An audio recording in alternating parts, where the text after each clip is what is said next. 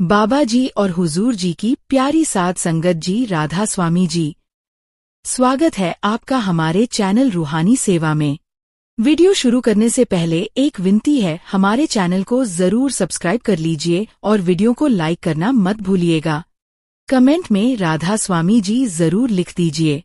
गुरु प्यारी साध संगत जी, आज जो साखी हम सुनाने जा रहे हैं वो केवल एक कथा नहीं बल्कि आत्मा को झकझोर देने वाला वो दर्पण है जिसमें मनुष्य अपने भीतर छिपे अहंकार, निंदा और अज्ञान को पहचान सकता है। यह साखी उस सत्य पर आधारित है जिसे समझ लेने के बाद व्यक्ति दूसरों की निंदा करने से पहले 100 बार स्वयं से प्रश्न करता है। यह प्रसंग बहुत समय पहले का है। एक नगर में एक महान संत निवास करते थे जिनका नाम था संत रैदास। वे बाहर से साधारण दिखाई देते थे पर भीतर से परमात्मा में पूर्णतः लीन थे। उनके पास कोई वैभव नहीं था, कोई दिखावा नहीं था, पर जिनके भीतर देखने की दृष्टि थी वे जानते थे कि यह कोई साधारण संत नहीं बल्कि आत्मज्ञान का सागर है। संत रैदास का एक पुत्र था अनिरुद्ध। अनिरुद्ध बचपन से ही शांत, समझदार और सेवा भाव से भरा हुआ बालक था। वह अपने पिता का बहुत आदर करता था और उनकी हर आज्ञा को सिर झुकाकर स्वीकार करता था। एक दिन संत रैदास ने अनिरुद्ध को अपने पास बैठाया और बड़े ही प्रेम से बोले, पुत्र, केवल घर पर बैठकर भजन करना ही काफी नहीं होता। इंसान को संसार के बीच रहकर भी सत्य को पहचानना सीखना पड़ता है। हमारे पड़ोस के नगर में एक महंत रहते हैं जिनका नाम है महंत चंद्रदास। वे रोज सत्संग करते हैं, तुम कुछ समय के लिए वहां जाया करो। अनिरुद्ध ने पूरी श्रद्धा से सिर झुका दिया। संत रैदास आगे बोले, तुम अभी युवा हो, तुम्हारा मन संसार की चकाचौंध की ओर भी जा सकता है, इसलिए बेहतर है कि तुम सत्संग में जाओ। ज्ञान की बातें सुनो और देखो कि दुनिया में लोग सत्य को कैसे समझते हैं। यह कहकर संत रैदास मौन हो गए। अनिरुद्ध अगले ही दिन महंत चंद्रदास के सत्संग में पहुंचा। महंत चंद्रदास उस पूरे इलाके में बहुत प्रसिद्ध थे। उनकी वाणी में गजब का प्रभाव था, बोलने का ढंग बहुत असरदार था और लोग दूर दूर से उनका सत्संग सुनने खींचे चले आते थे। सत्संग में बैठते ही अनिरुद्ध ने महसूस किया कि शुरुआत में महंत चंद्रदास बहुत ही सुंदर बातें करते हैं। वे धर्म, नीति, संयम और सेवा की बातें बड़े आकर्षक ढंग से समझाते थे। अनिरुद्ध बड़े ध्यान से उन्हें सुनता रहा, पर जैसे जैसे सत्संग अपने अंत की ओर बढ़ता, महंत चंद्रदास का स्वर बदलने लगता। उनके शब्दों में कड़वाहट और जहर आने लगता।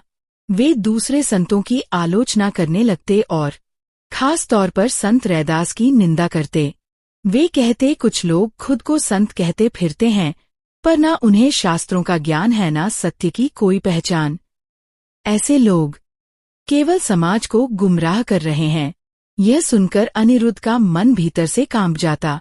जिस व्यक्ति की वे इतनी बुराई कर रहे थे वे कोई और नहीं, उसके अपने पूज्य पिता थे। फिर भी अनिरुद्ध चुपचाप बैठा रहा। उसने ना तो कोई विरोध किया और ना ही कोई उत्तर दिया। वह केवल सुनता रहा और सब कुछ सहता रहा। सत्संग समाप्त होने के बाद अनिरुद्ध भारी मन लेकर घर लौटा। संत रैदास उसे देखकर मुस्कुराए और बड़े प्यार से पूछा, पुत्र, आज का सत्संग कैसा रहा? अनिरुद्ध कुछ देर चुप रहा, फिर बोला, पिताजी, सत्संग की शुरुआत तो बहुत अच्छी थी, पर अंत में महंत चंद्रदास आपकी बहुत निंदा कर रहे थे। मुझे ये सुनकर बहुत दुख हुआ, बहुत क्रोध भी आया, पर आपकी आज्ञा के कारण मैं कुछ बोला नहीं। संत रैदास के चेहरे पर कोई गुस्सा नहीं आया, उनकी आंखों में केवल करुणा और दया थी। वे शांत स्वर में बोले, पुत्र, निंदा को सुनना वाकई बहुत कठिन होता है, पर निंदा को सहना आत्मा को शुद्ध कर देता है। फिर कुछ पल रुककर उन्होंने कहा, कल तुम फिर सत्संग जाओ, लेकिन इस बार खाली हाथ नहीं। घर से बहुत प्रेम के साथ भोजन बनवा कर ले जाना और वह भोजन महंत चंद्रदास को ससम्मान भेंट करना। अनिरुद्ध हैरान रह गया। पिताजी, जो व्यक्ति आपकी इतनी निंदा करता है, क्या आप उसके लिए भोजन भेज रहे हैं? संत रैदास मंद मुस्कान के साथ बोले, हाँ पुत्र, वही तो हमारी असल परीक्षा ले रहा है। अनिरुद्ध ने सिर झुका लिया। यहीं से इस कथा का वह वास्तविक रहस्य शुरू होता है जो किसी के भी मन को बदल दे। अगली सुबह अनिरुद्ध ने बिल्कुल वैसा ही किया जैसा संत रैदास ने कहा था। उसने घर में बड़े प्रेम से भोजन बनवाया। माता ने स्वादिष्ट खीर बनाई, गरम गरम पराठे तैयार किए और उन्हें एक साफ कपड़े में बांधकर अनिरुद्ध के हाथ में दे दिया। अनिरुद्ध के मन में एक हल्का सा द्वंद्व चल रहा था। जिस व्यक्ति ने उसके पिता का इतना अपमान किया था, उसी के लिए वह प्रेम का भोजन लेकर जा रहा था, परंतु पिता के वचनों में जो शांति थी वह उसके मन को संभाले हुए थी। वो सत्संग पहुंचा। महंत चंद्रदास अपने ऊंचे आसन पर विराजमान थे। सत्संग शुरू हुआ। आज भी शुरुआती वाणी बहुत सुंदर थी। ज्ञान की बातें, नीति की बातें और संयम की बातें। अनिरुद्ध बड़े ध्यान से सुनता रहा और फिर वही हुआ। सत्संग के आखिरी समय में महंत चंद्रदास ने फिर से संत रैदास की निंदा शुरू कर दी। शब्द वही थे और नफरत भरा स्वर भी वही था, पर आज अनिरुद्ध के भीतर कुछ और ही चल रहा था। उसने मन ही मन अपने पिता के शब्द दोहराए, निंदा सहना आत्मा को शुद्ध करता है। सत्संग समाप्त हुआ। लोग उठकर जाने लगे। महंत चंद्रदास अपने आसन से नीचे आए। उसी पल अनिरुद्ध आगे बढ़ा। उसने हाथ जोड़कर प्रणाम किया और बहुत ही विनम्र स्वर में बोला, महंत जी, मैं आपके लिए अपने घर से भोजन बनवा कर लाया हूँ। कृपया इसे स्वीकार करने की कृपा करें। महंत चंद्रदास एक पल के लिए ठिठक गए। इतने वर्षों में बहुत से लोग उनके चरणों में झुके थे। बहुतों ने बड़ा दान दिया था, पर ऐसा निस्वार्थ और प्रेम भरा भोजन किसी बालक के हाथों उन्होंने पहली बार देखा था। उन्होंने भोजन ले लिया। उस दिन अनिरुद्ध ने केवल भोजन नहीं दिया, उसने मौन रहकर सेवा की। वो उनके चरणों में बैठा, उनके लिए जल लाया, उन्हें पंखा जला और बिना एक भी शब्द बोले वहां से वापस चला गया।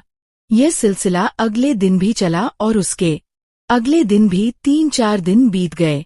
अब महंत चंद्रदास के भीतर एक अनजानी सी हलचल होने लगी थी।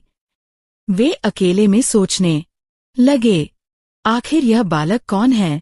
मैं इसके गुरु की इतनी निंदा करता हूँ, फिर भी यह इतनी सेवा करता है, इतना प्रेम रखता है, पर कभी पलटकर एक शब्द नहीं कहता। एक दिन उनसे रहा नहीं गया और उन्होंने स्वयं ही पूछ लिया, पुत्र, तुम आखिर कौन हो? किस नगर से आते हो? और तुम्हारे माता पिता कौन हैं जिन्होंने तुम्हें इतने महान संस्कार दिए हैं? अनिरुद्ध ने अपना सिर झुका लिया। वो पिता की उस आज्ञा को याद कर रहा था, जब तक वे खुद ना पूछे मत बताना। महंत जी ने फिर से पूछा, फिर तीसरी बार वही सवाल किया। तब अनिरुद्ध ने बहुत ही धीमे स्वर में कहा, महंत जी, मैं संत रैदास का पुत्र हूँ। यह वाक्य पूरा होते ही महंत चंद्रदास जैसे पत्थर के हो गए। जिस व्यक्ति की वे रोज भरी सभा में निंदा करते थे, उसी का बेटा इतने दिनों से उनके चरणों में बैठकर उनकी सेवा कर रहा था। उनकी आंखों में आंसू भर आए।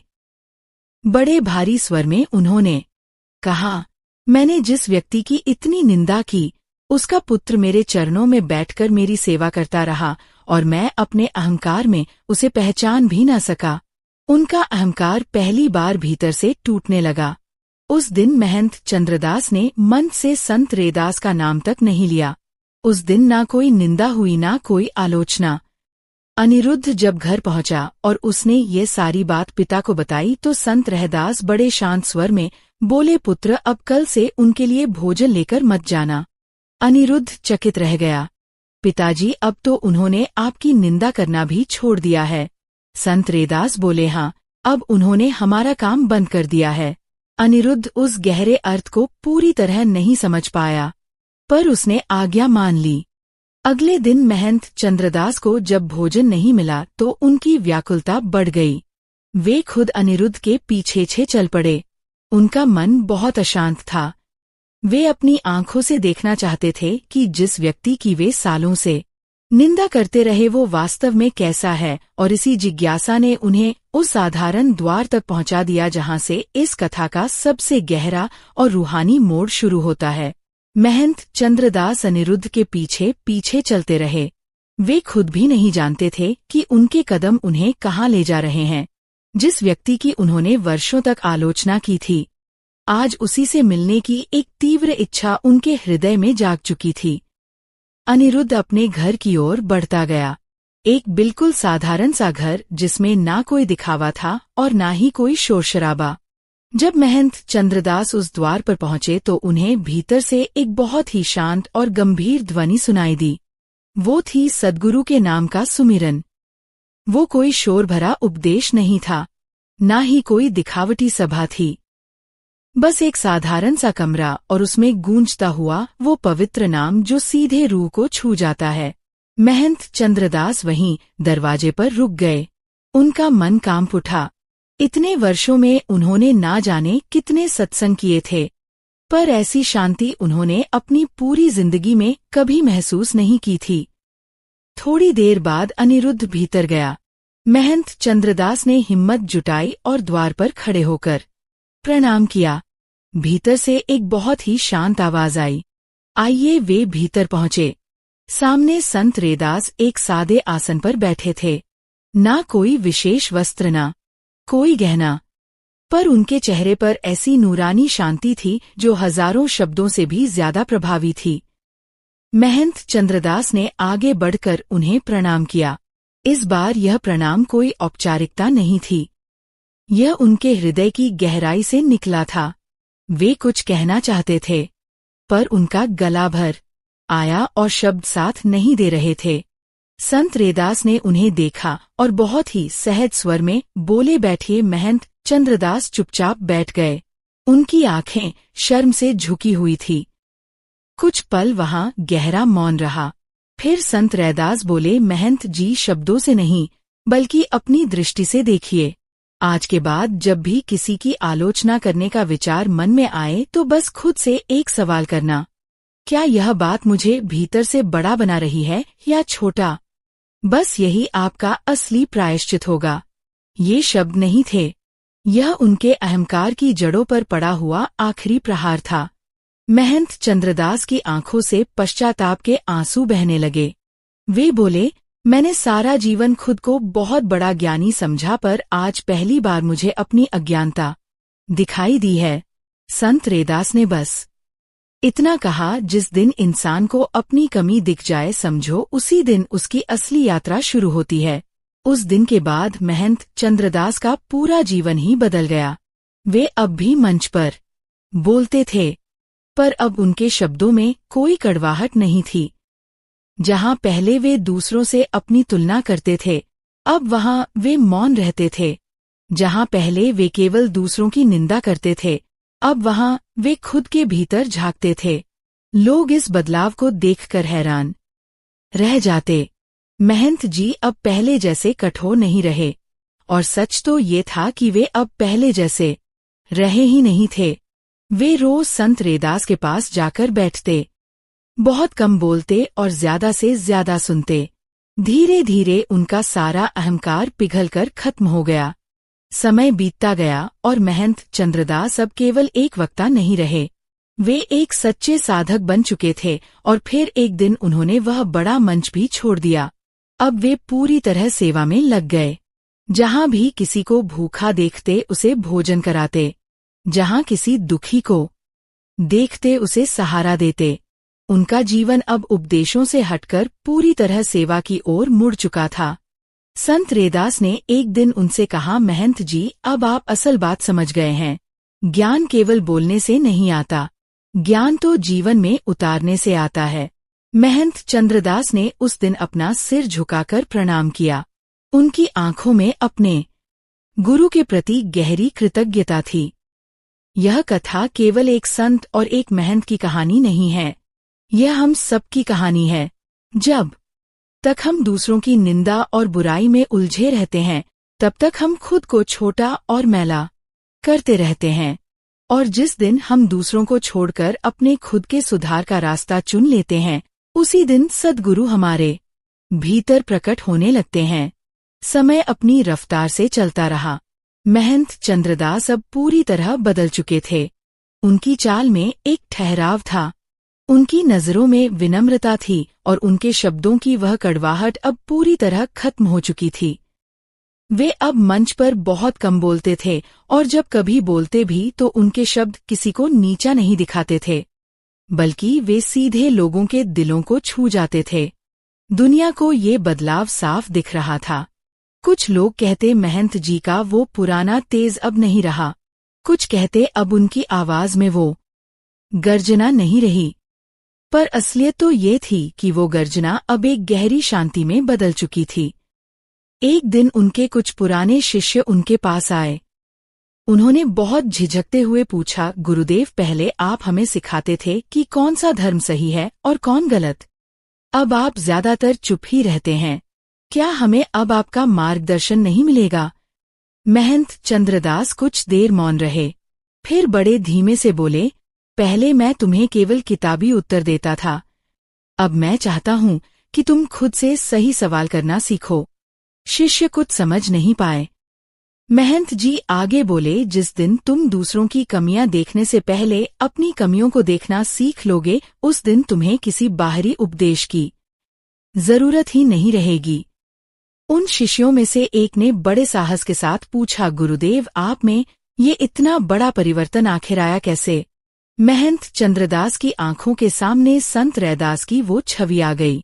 वे बोले, एक दिन मुझे ये गहराई से समझ आ गया कि निंदा दूसरे का कुछ नहीं बिगाड़ती, वह सबसे पहले हमारे अपने ही भीतर के प्रकाश को बुझा देती है। उस दिन के बाद महंत चंद्रदास ने अपने आश्रम के नियम ही बदल दिए। अब वहां कोई ऊंच नीच नहीं रही, ना कोई ऊंचा मंच रहा और ना ही नीचे बैठी कोई भीड़। सब एक साथ बैठते, सब एक साथ प्रेम से भोजन करते और सबसे पहले सेवा पर जोर दिया जाता। ज्ञान की बातें तो बाद में आती थी। उन्होंने अपने शिष्यों को एक ही बात सिखाई, यदि कहीं किसी की निंदा सुनो तो उसका हिस्सा मत बनो। यदि किसी को दुख में देखो तो वहां रुक कर उसकी मदद करो। धीरे धीरे उनके आश्रम का पूरा माहौल बदल गया। जहां पहले बहस और विवाद होते थे, वहां अब गहरा मौन रहने लगा। जहां पहले दूसरों से तुलना होती थी, वहां अब सबको स्वीकार करने का भाव आ गया। एक दिन महंत चंद्रदास खुद चलकर संत रैदास के द्वार पर पहुंचे। उन्होंने झुककर प्रणाम किया और कहा, आज मैं आपसे कुछ मांगने नहीं आया हूं, बस आपको धन्यवाद कहने आया हूं। संत रैदास बड़े प्यार से मुस्कुराए। उन्होंने कहा, महंत जी, जिस दिन इंसान के मन में असली धन्यवाद उतर जाता है, समझो उसी दिन उसकी साधना पूरी होने लगती है। महंत चंद्रदास ने कहा, यदि उस दिन आपने मुझे कड़वे शब्दों के बजाय अपनी इस दिव्य दृष्टि से न समझाया होता तो शायद मैं सारी उम्र केवल बोलता ही रह जाता और कभी सुनना नहीं सीख पाता। संत रैदास ने बड़े शांत स्वर में कहा, जो व्यक्ति सही तरह से सुनना सीख लेता है, वही वास्तव में बोलने के योग्य बनता है। उस दिन महंत चंद्रदास ने अपने जीवन का सबसे बड़ा और साहसी फैसला लिया। उन्होंने अपने सभी शिष्यों को बुलाया और घोषणा की, आज से यह आश्रम मेरे नाम से नहीं जाना जाएगा, बल्कि यह केवल सेवा के नाम से पहचाना जाएगा। उन्होंने अपना पद और अपनी गद्दी हमेशा के लिए त्याग दी। अब वे केवल एक साधारण सेवक बन गए थे। वे गांव-गांव जाते, बीमारों की सेवा करते, भूखों को खाना खिलाते और हर पल मौन रहकर अपने सद्गुरु का सुमिरन करते। लोग अब उन्हें पहचान भी नहीं पाते थे कि ये वही प्रख्यात महंत हैं, जिनके शब्दों से कभी सभाएं गूंज उठती थी और वे खुद भी नहीं चाहते थे कि कोई उन्हें पहचाने, क्योंकि अब उन्हें बाहरी पहचान की नहीं, बल्कि आत्मिक शांति की तलाश थी। यहीं से महंत चंद्रदास का जीवन सही मायनों में एक सच्ची इबादत बन गया। समय धीरे धीरे अपनी गति से बढ़ता गया।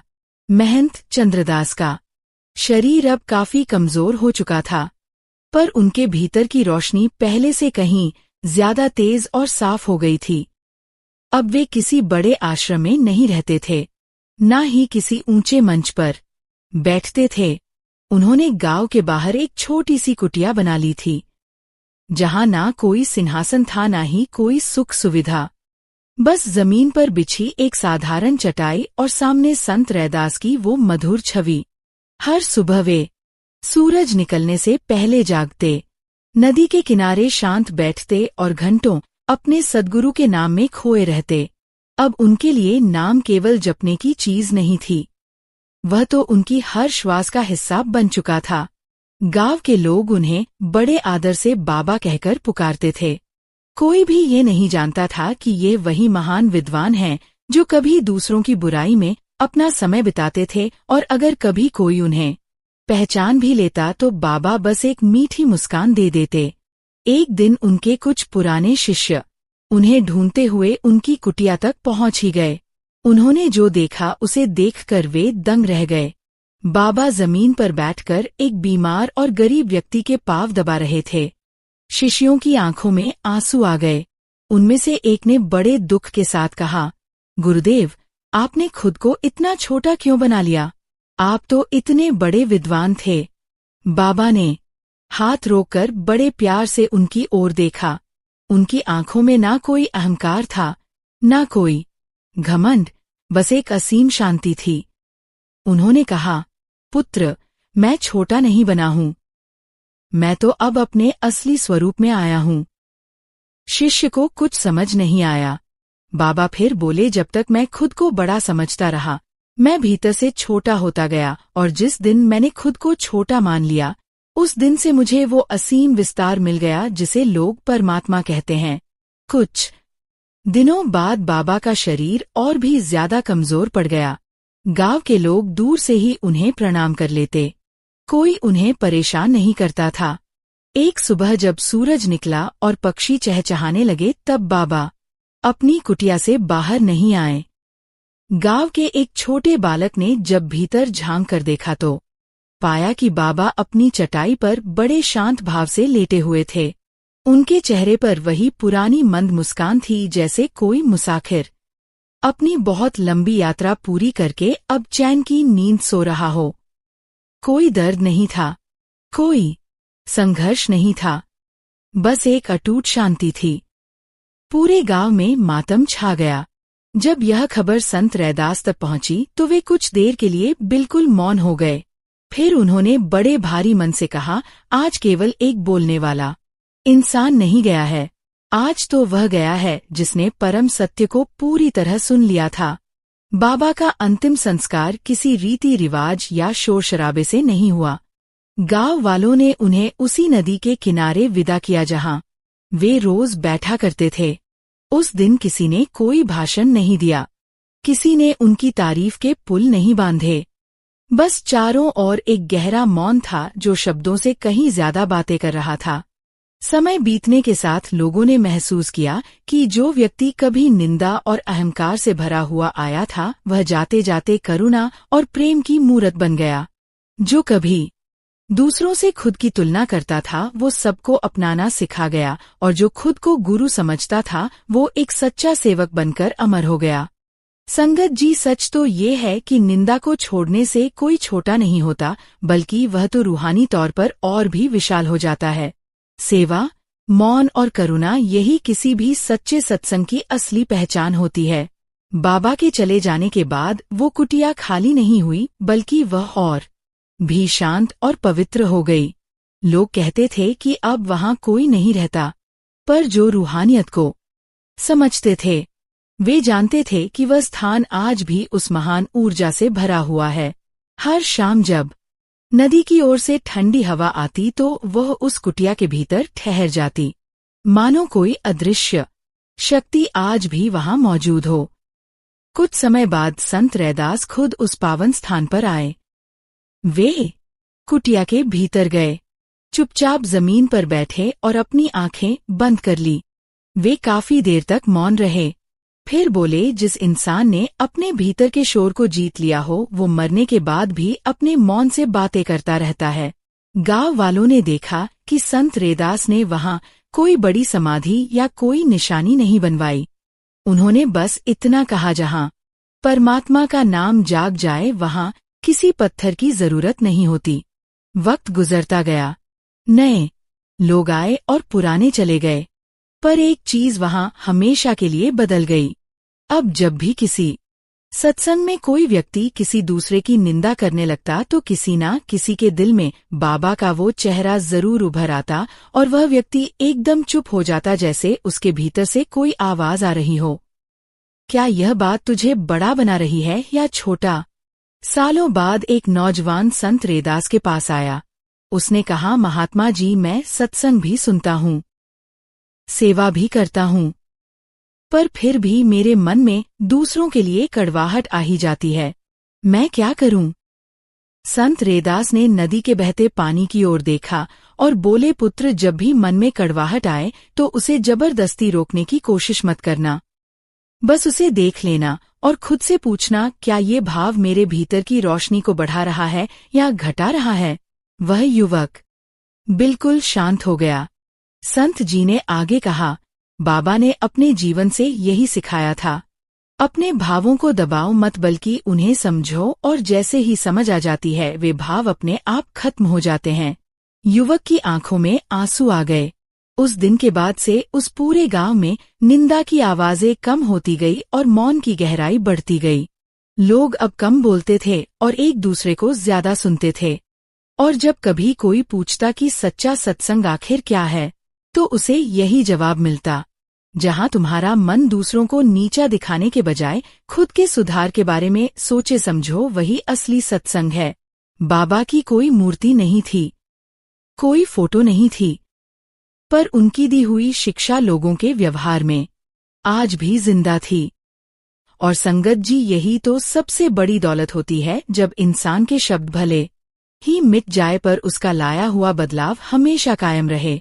समय अपनी रफ्तार से आगे बढ़ता रहा। वो कुटिया आज भी वही है ना, बदली ना मीटी, पर वहां के लोग पूरी तरह बदल चुके थे। अब उस गांव में कोई खुद को बड़ा नहीं कहलाना चाहता था। सब समझ गए थे कि जो खुद को बड़ा समझता है वही सबसे छोटा होता है। धीरे धीरे उस कुटिया के आसपास कोई लिखित कानून नहीं बने, पर एक रूहानी परंपरा शुरू हो गई। जब भी कोई निंदा करने के लिए अपना मुंह खोलता तो कोई ना कोई उसे याद दिला देता, क्या ये बात तेरी रूह को सुकून देगी, और बात वहीं खत्म हो जाती। महंत चंद्रदास का नाम भले ही अब बड़े मंचों पर ना लिया जाता हो, पर उनके जीवन के बदलाव की कहानी हर दिल तक पहुंच चुकी थी। लोग अक्सर कहते, वो इंसान जो कभी शब्दों से दूसरों पर वार करता था, वो अंत में मौन के जरिए परमात्मा से जुड़ गया। कई सालों बाद एक मुसाफिर वहां से गुजरा। उसने गांव वालों से पूछा, सुना है यहाँ कोई बहुत बड़ा संत रहा करता था? गांव के एक बुजुर्ग ने मुस्कुराकर जवाब दिया, बेटा, यहाँ कोई बड़ा संत नहीं रहा, यहाँ तो केवल बड़े भावों की शिक्षा रही है। मुसाफिर ने फिर पूछा, वो शिक्षा क्या थी? बुजुर्ग ने कुटिया की ओर इशारा करते हुए कहा, अगर किसी की बुराई सुनकर तेरे दिल में दया नहीं जाग रही तो समझ लेना वो ज्ञान नहीं बल्कि तेरा अहंकार बोल रहा है। मुसाफिर निरुत्तर हो गया। वो शाम भर उस कुटिया के पास बैठा रहा। उसने कोई मंत्र नहीं पढ़ा, कोई पूजा नहीं की, बस चुपचाप बैठा रहा। और पहली बार उसने बिना शब्दों के कुछ बहुत गहरा महसूस किया। यही इस साखी का अंत नहीं है, बल्कि ये तो एक नई शुरुआत है, क्योंकि कोई भी साखी तब पूरी नहीं होती जब वह केवल सुनाई जाए। साखी तो तब पूरी होती है जब वो हमारे जीवन में उतर जाए। और इसीलिए आज भी जो कोई इस कथा को सुनता है, अगर वह एक बार भी किसी की बुराई करने से पहले खुद को रोक ले तो समझ लेना कि उस बाबा की वो कुटिया आज भी आपके भीतर जिंदा है। यह जागृत है और हमेशा रहेगी। साध संगत जी, यह कथा केवल एक पुरानी घटना नहीं है, यह हम सबके भीतर चल रहे उस युद्ध की कहानी है जो हर रोज हमारे मन में चलता है। हम अक्सर दूसरों को छोटा दिखाकर खुद को बड़ा साबित करना चाहते हैं, पर यह साखी हमें याद दिलाती है कि निंदा की चोट सबसे पहले हमारे अपने ही चरित्र पर लगती है। सेवा, मौन और करुणा, ये वे 3 दीपक हैं जो बिना किसी शोर के हमारे भीतर के अंधेरे को खत्म कर देते हैं। महंत चंद्रदास का जीवन हमें ये सिखाता है कि गलती करना बुरा नहीं है, पर गलती पर अड़े रहना बुरा है। और संत रैदास जी का वह वचन आज भी उतना ही सच्चा है। शब्दों से नहीं, बल्कि अपनी